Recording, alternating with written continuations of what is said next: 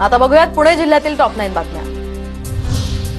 पुण्यातील पाणी प्रश्नावर मनसे आक्रमक, तर मनसे कार्यकर्त्यांनी अधिकाऱ्यांना प्यायला लावलं दूषित पाणी। पुण्यातील अनेक ठिकाणी दूषित पाण्याचा पुरवठा, मनसेचा आरोप।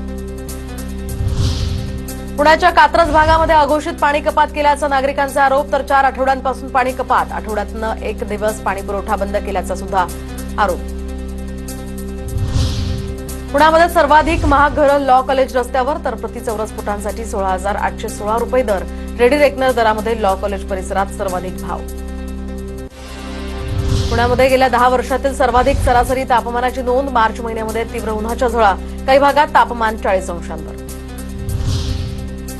उन्हाळी सुट्ट्यांसाठी चालवल्या जाणाऱ्या आता विशेष साप्ताहिक रेल्वे आणखी 3 महिने चालवल्या जाणार।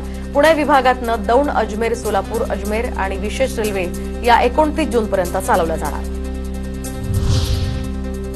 पुण्यातील नांदेड सिटीमध्ये HSRP नंबर प्लेट नोंदणी शिबिराचं आयोजन, तर नंबर प्लेट नोंदणीसाठी आता परिसरातील नागरिकांची मोठी गर्दी।